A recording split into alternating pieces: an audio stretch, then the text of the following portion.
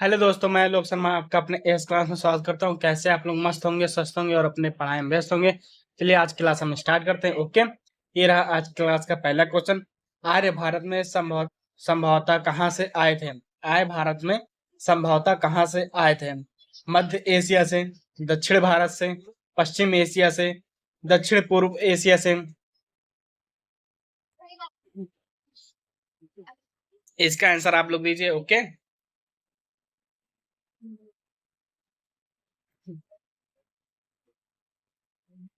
आर्य भारत में संभवतः कहाँ से आए थे? मध्य एशिया से, दक्षिण भारत से, पश्चिम एशिया से, दक्षिण पूर्व एशिया से। तो इसका सही आंसर होगा मध्य एशिया से। ओके, ऑप्शन ए इसका सही होगा। ठीक है, आप लोग बताइएगा कि आप लोगों ने कितने क्वेश्चन सही हैं किए हैं लास्ट में। ओके, और अपनी कॉपी में नोट डाउन कर लीजिएगा इन क्वेश्चनों को। ठीक है ना। तेरा दूसरा क्वेश्चन, कौन सा वेद अशांता गद्य रूप में भी रचित है? कौन सा वेद अशांता गद्य रूप में भी रचित है? ऋग्वेद, सामवेद, यजुर्वेद, अर्थवेद।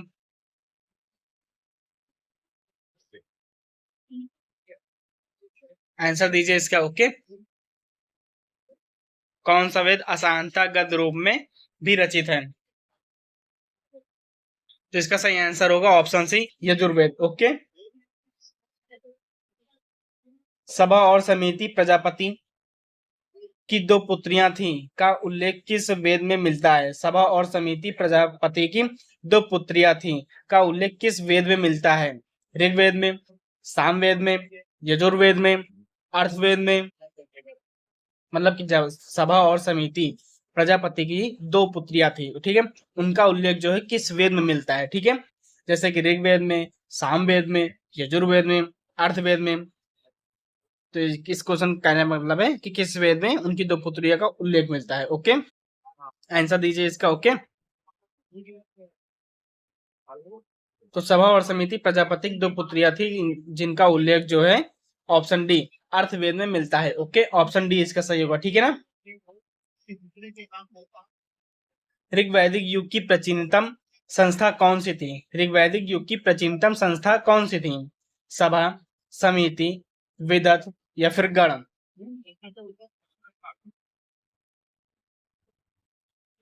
ऋग्वैदिक युग की प्राचीनतम संस्था कौन सी थी? सभा, समिति, विदत, गण?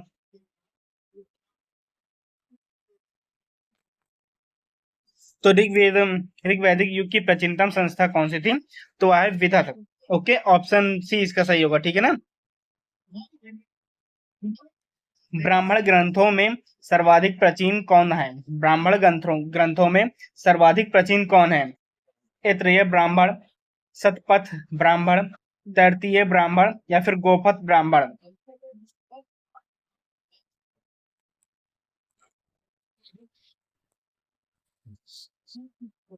इसका आंसर दीजिए आप लोग। ओके, तो ब्राह्मण ग्रंथों में सर्वाधिक प्राचीनतम कौन है? तो इसका सही आंसर होगा Shatapatha Brahmana. Okay, option B इसका सही होगा। ठीक है ना।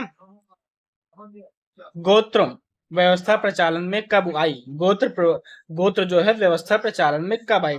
ऋग्वैदिक काल में, उत्तर वैदिक काल में, मौर्य काल में या फिर गुप्त काल में?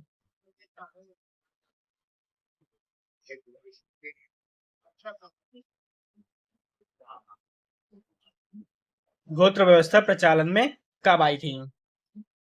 तो इसका सही आंसर होगा उत्तर वैदिक काल में। ओके, ऑप्शन बी इसका सही होगा। ठीक है ना। अनुलोम विवाह का अर्थ क्या है? अनुलोम विवाह का अर्थ क्या है? निम्न वर्ण पुरुष का उच्च वर्ण स्त्री से विवाह, उच्च वर्ण पुरुष का निम्न वर्ण स्त्री से विवाह, समान वर्ण में विवाह, दो अलग अलग जनजातियों में विवाह।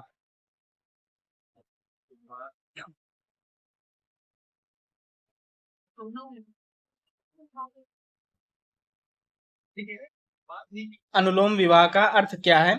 तो इसका सही आंसर होगा ऑप्शन बी, उच्च वर्ण पुरुष का निम्न वर्ण स्त्री से विवाह। ओके, ऑप्शन बी इसका सही होगा। ठीक है ना। वैदिक युग में युवा, यव किसे कहा जाता है? वैदिक युग में यव किसे कहा जाता था? गेहूं को, चावल को, जौ को, बाजरा को।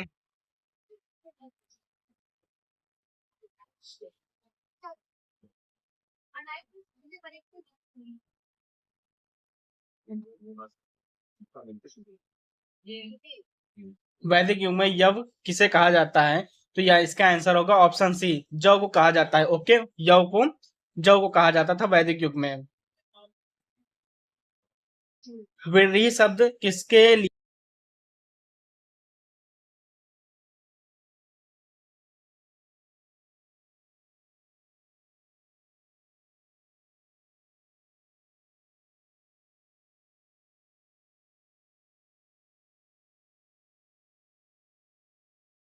प्रयुक्त हुआ था? ओके, ऑप्शन बी इसका सही होगा, ठीक है ना। अथर्व का अर्थ क्या है? अथर्व का अर्थ क्या है? पवित्र जादू, यज्ञ, ज्ञान, प्रार्थना। अथर्व का क्या अर्थ है? पवित्र जादू, ज्ञान, यज्ञ, प्रार्थना। तो अथर्व का अर्थ जो है पवित्र जादू। ओके, ऑप्शन ए इसका सही होगा, ठीक है ना। प्राचीनतम व्याकरण अष्टधाई के रचनाकार कौन है? प्राचीनतम व्याकरण अष्टधाई के रचनाकार कौन है? पतंजलि, पाणिनि, कश्ययान या फिर चारक। देखिए दोस्तों, अगर आप लोगों को ये क्वेश्चन इंपॉर्टेंट लगते हैं और अच्छे लग रहे हैं क्वेश्चन प्राचीन काल के, तो आप लोग मेरे चैनल को जरूर सब्सक्राइब कीजिएगा, लाइक कर दीजिएगा, शेयर कर दीजिएगा और बेल आइकन दबा दीजिएगा, ताकि आप लोगों को आज क्लास की नोटिफिकेशन मिल सके। ओके, चलिए आगे बढ़ते हैं हम इसी के साथ। प्राचीनतम व्याकरण अष्टधाई के रचनाकार कौन है?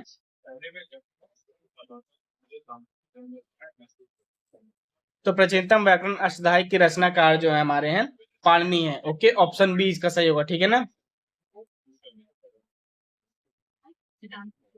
कौन सी स्मृति प्राचीनतम है? कौन सी स्मृति प्राचीनतम है? यज्ञवाल्क्य स्मृति, नारद स्मृति, मनु स्मृति या फिर पराशर स्मृति।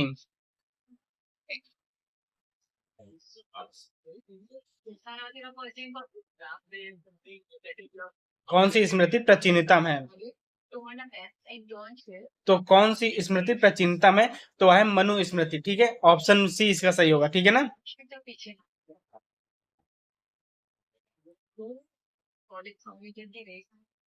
आदि काव्य की संज्ञा किससे दी जाती है? आदि काव्य की संज्ञा किससे दी जाती है? महाभारत को, रामायण को, भगवत गीता को या फिर पुराण को।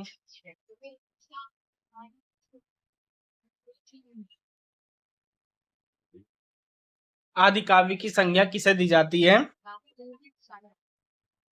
तो आदि काव्य की संज्ञा जो है रामायण को दी जाती है। ओके, ऑप्शन बी इसका सही होगा, ठीक है ना। प्राचीनतम पुराण कौन सा है? प्राचीनतम पुराण कौन सा है? विष्णु पुराण, मत्स्य पुराण, भागवत पुराण या फिर वायु पुराण।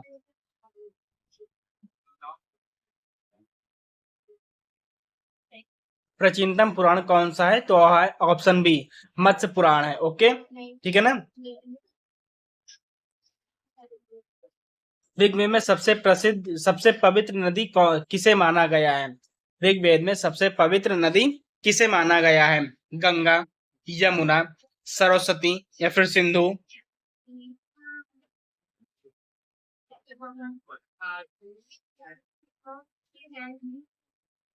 ऋग्वेद में सबसे पवित्र नदी किसे माना गया है? तो ऋग्वेद में सबसे पवित्र नदी जो है सरस्वती नदी को माना गया है, ठीक है। ऑप्शन सी इसका सही होगा। ओके, वैदिक समाज की आधारभूत इकाई थी। वैदिक समाज की आधारभूत इकाई थी जन, ग्राम, कुल, कुटुंब या फिर राष्ट्र।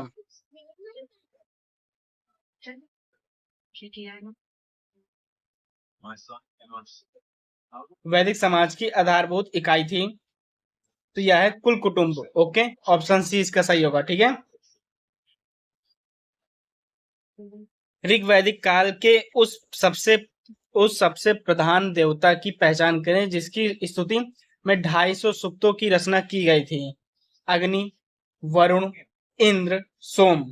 क्वेश्चन को ध्यान से पढ़िएगा फिर आंसर दीजिएगा। ओके, ऋग वैदिक काल के उस सबसे प्रधान देवता की पहचान करें जिसकी स्तुति में 250 सूक्तों की रचना की की गई थी। ओके, आपके पास ऑप्शन है अग्नि, वरुण, इंद्र, सोम।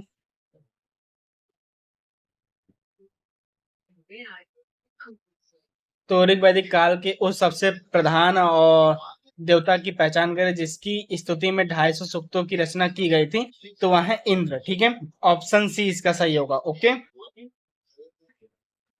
किस वेद में सभा को नरिष्ठ अर्थात सामूहिक वाद विवाद या अनुल्लंघनीय कहा गया है?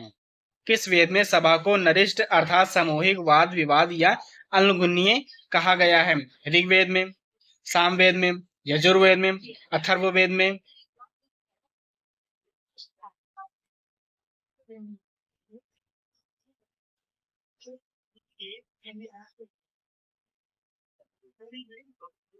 तो नरिष्ठ अर्थात समूह विवाद वाद विवाद या अनुल्लंघनीय कहा गया है वह अर्थवेद में कहा गया है। ओके, ऑप्शन डी इसका सही होगा। ठीक है, किस रचना में नारी को सुरा और पांसा के साथ 3 प्रमुख बुराइयों में शामिल किया गया है? किस रचना में नारी को सुरा और पांसा के साथ 3 प्रमुख बुराइयों में शामिल किया गया है? ऋग्वेद, मैत्रेयणी संहिता, शतपथ ब्राह्मण, अर्थवेद।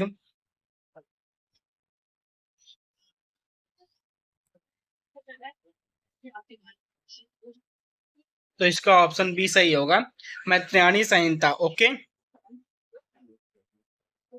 उत्तर वैदिक काल में किस देवता को सर्वोच्च स्थान प्राप्त था? उत्तर वैदिक काल में किस देवता को सर्वोच्च स्थान प्राप्त था? इंद्र को, अग्नि को, प्रजापति को, वरुण को। उत्तर वैदिक काल में किस देवता को सर्वोच्च स्थान प्राप्त था? इंद्र, अग्नि, प्रजापति, वरुण।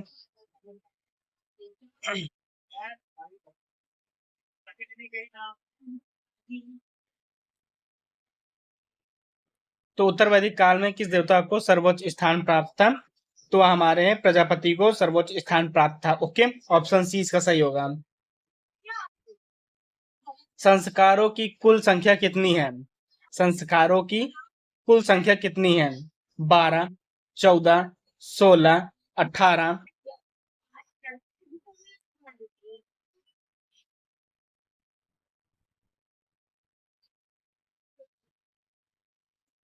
संस्कारों की कुल संख्या कितनी है? 12, 14, 16, 18। तो संस्कारों की कुल संख्या जो है 16 है। ओके, ऑप्शन सी इसका सही होगा। निम्नलिखित में से कौन सा 3 ऋणों में शामिल नहीं है? निम्नलिखित में से कौन सा 3 ऋणों में शामिल नहीं है?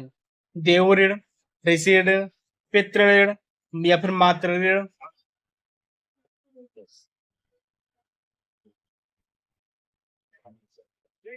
निम्नलिखित में से कौन सा 3 ऋणों में शामिल नहीं है?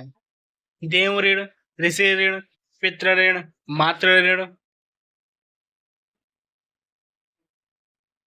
तो निम्नलिखित में से कौन सा 3 ऋणों में शामिल नहीं है? तो है ऑप्शन डी, मातृ ऋण जो है 3 ऑप्शन में शामिल नहीं है। ओके, ऋग्वैदिक काल से संबंधित मत्रभंड संस्कृति कौन सी है? चित्रित धूसर मध्यभंड संस्कृति, गेरु वर्णी मध्यभंड संस्कृति, उत्तरी काली पॉलिश मध्यभंड संस्कृति या फिर लाल मध्यभंड संस्कृति।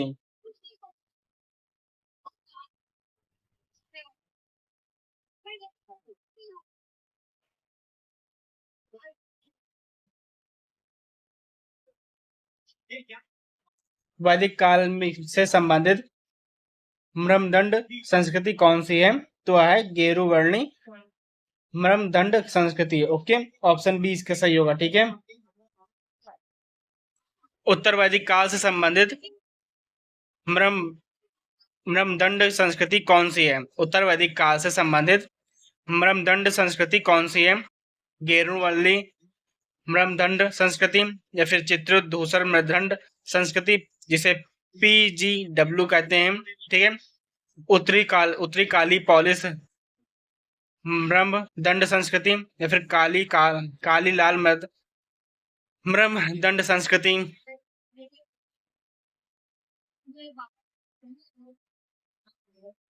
उत्तर वैदिक काल से संबंधित ब्रह्मदंड संस्कृति कौन सी है? तो वह है ऑप्शन बी इसका सही होगा। ठीक है, चित्रित धूसर ब्रह्मदंड जिसे हम लोग PGW संस्कृति कहते हैं। ओके,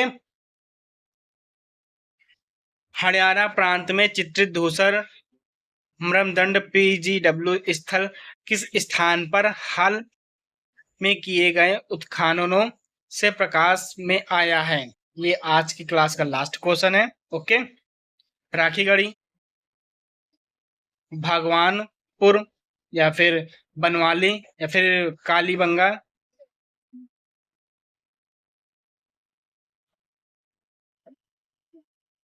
तो हरियाणा प्रांत में चित्रित धूसर ब्रह्मदंड जिसे PGW स्थल किस स्थान पर हाल में किए गए उत्खननों से प्रकाश में आया है?